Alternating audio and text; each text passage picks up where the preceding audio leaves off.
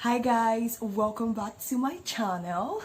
If this is your first time here, you are so much welcome, and if you've been a subscriber, like, you are the real MVP. Thank you so much for sticking with me.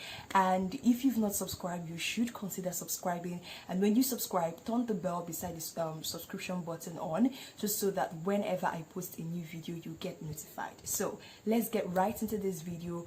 And this video, I'm going to be telling you 6 reasons why you're probably frustrated in your natural hair journey. I cannot stress on what over manipulation does to your natural hair. If you're on this table of people that every time you are over manipulating your hair, and when I mean over manipulation, I mean you are constantly, today you are gelling, today you are doing a high puff, tomorrow you are doing a twist out. I mean, like, give your hair a break, right? Your hair grows out of your scalp, and most times these things, all these styles we want to do on our natural hair, yeah, I know it's cute, but sometimes they tend to stress your natural hair. So please stop over manipulating your natural hair. Give it a break. You mustn't apply gel on it all the time. You mustn't do twist outs. Like, these are things that you should do once in a while, and not something you should be doing constantly on your natural hair, because when you do this, you stress your hair follicles, and when you stress them, it becomes hard for you to retain length, and then your hair will start breaking. And when your hair starts to break, you start getting frustrated in your natural hair journey. Stop over manipulating.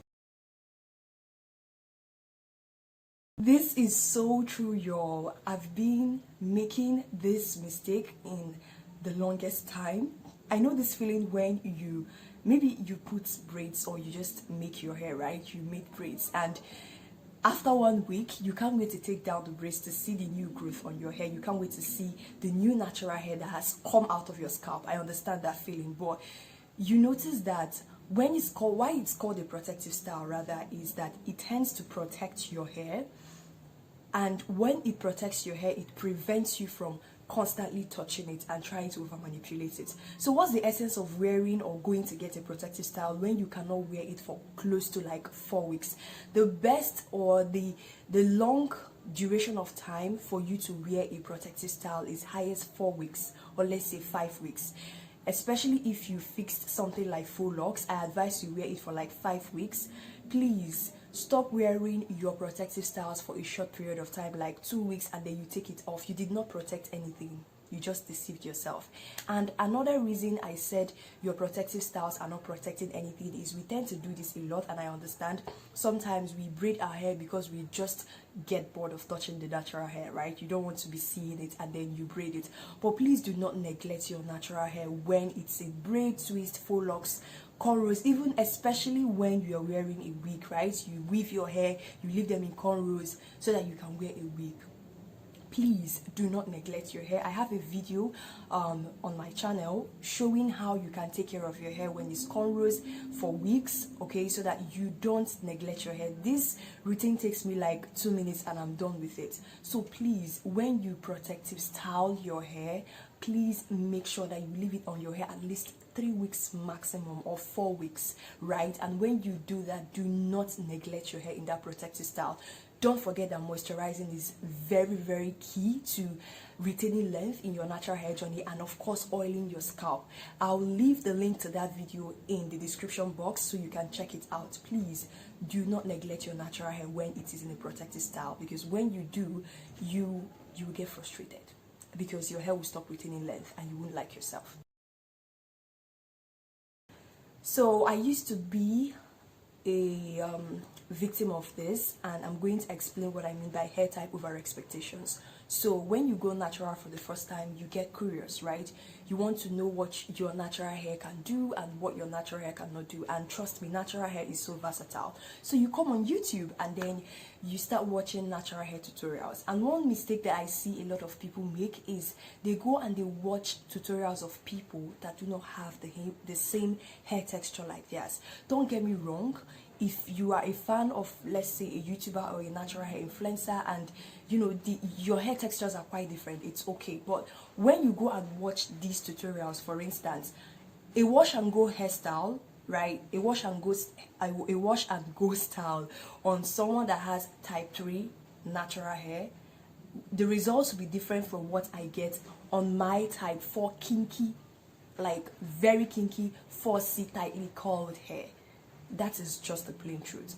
So when you watch these videos, you now think that, okay, this person got these results during their own wash and go, and it's clear that you guys don't have the same hair texture, and then you go and try it on your hair, and then you do it in the morning, and you wake up at night rather, and then you wake up Monday morning to go to work, and you realize that the style is not coming out the way you like it. So please, if you want to learn, you know, what your hair can do and what your hair cannot do, there are tons of YouTubers that have hair types like yours. You can watch others, don't get me wrong, but try as much as possible to also watch people that have the same hair type like you. It will help you to know that, okay, this is what my hair looks like, and this is how I can walk my way around my hair. Because truth be told, type 4C hair, which is currently my type of hair texture, tends to be very, very, like, let me use the word overwhelming, but not overly overwhelming, but you get what I mean, right? So hair type over expectation is one thing I know that is a very huge problem in the natural hair community, and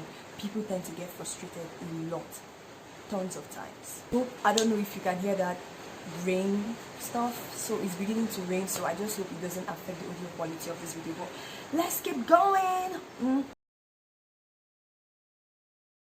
Deep condition and you don't moisturize. Truth be told, sis, I cannot overemphasize the importance of deep conditioning your natural hair, because when you shampoo your natural hair, and like when you wash your hair, you wash it, and what these shampoos do is that most times they tend to strip your hair of moisture. So why it is necessary to deep condition is that these deep conditioners bring back the moisture into your natural hair. So when you don't deep condition, you are actually leaving your hair to more breakages, because your hair will be absolutely dry, right? Deep conditioning is like bringing back moisture and retaining moisture in your natural hair. And another reason again is people do not moisturize. Like, I don't get it. It's not hard to moisturize, right?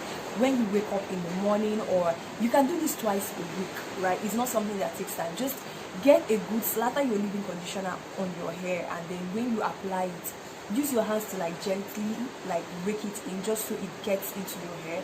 And then when you're done, you can use a sealant like shea butter, cocoa butter, or even an oil. It won't take time, trust me. Another reason is that you are lazy. You are just lazy. Truth be told, nothing else.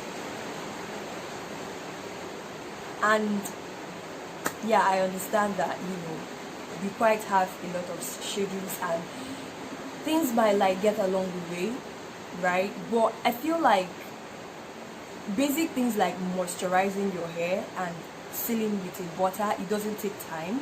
You can always go to a natural hair salon to have your hair washed if you don't want to go through the whole wash day stuff. So if you are lazy, you're just lazy. The only thing that you just have to do is just to moisturize and seal. And if you're not a type that is so savvy about different type of styles on your natural hair, then I don't see any reason why you are like lazy in your natural hair. You just want to, or you don't just want to touch it.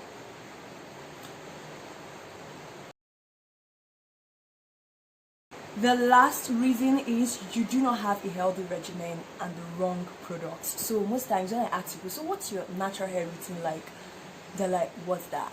So some people do not even know that. And then you ask people, how do you wash your natural hair? And they keep on looking at you like, oh, I just go to a salon that is not a natural hair salon, and they use that their, you know, cliche pink shampoo that dries the hell out of your hair and makes your hair feel like a sponge. They use it to wash your hair, and then they proceed to yank your hair with a comb that is not white toothed, and you expect your hair to grow. Really, it's not possible. So please, you have to create a natural hair routine. Please let me know if you'd love to see my natural hair wash day routine, to see how I wash my hair. I will definitely make a video on that if you guys want to see that. But having a natural hair regimen is really important. How do you care for your natural hair? How do you take care of your natural hair? These things are really important. And again, one thing I want to stress on is products. No matter how expensive the products you use on your natural hair are, if you do not have a good natural hair routine or regimen, you are wasting your time. And I also want you to understand that different product formulations work differently for different hair textures. I'll keep on emphasizing on this. Now, for instance, for my type of hair, 4C hair, I've realized that for leave-in conditioners that really moisturize my type of hair are leave-in conditioners that are really thick, that are like extremely thick. So when I apply the product on my hair tends to accept it more than leave-in conditioners that are not really thick or loose. And the same thing with deep conditioners as well. Deep conditioners that give me the sleep that I need when I'm deep conditioning to detangle my hair are deep conditioners that are really, really thick. So you understanding the different kind of products that work for different hair textures. And I love it when you know, get a new product and then they write it on the product container that this product best works on so and so type of hair texture. It's really, really helpful. So again, if you have all the beautiful products in the whole world, you know, no matter how expensive they are, and you don't know how to use them, or you don't just have a good hair regimen, it's rubbish. That's it, guys. These are the 6 reasons why you are probably frustrated in your natural hair journey right now, and I hope you learned 1 or 2 things and you'll be able to, you know, readjust your regimen or readjust what you're not doing right. Because truth be told, sis, if you want a healthy hair, if you want like your hair to really thrive, because I feel like healthy hair is more important than long hair. We should all aspire for our hair to be healthy than, you know, constantly aspiring for your hair to be long, because a healthy hair will grow effortlessly. So please, whatever you're not doing right, please make sure that you go through the 6 things I said. That is why I make sure that this video is short and straight to the point. Go and readjust them. And again, please let me know if you want to see my natural hair wash day routine. I'll definitely make a video on that. And the video I also mentioned that has to do with you taking care of your hair when you weave them to wear wigs, I'll leave the link in the description box so that you can check them out. If you have not subscribed, you have to subscribe. Okay, so please subscribe, tap the bell beside the subscribe button, and I'll see you guys in my next video. Bye. Okay, bye.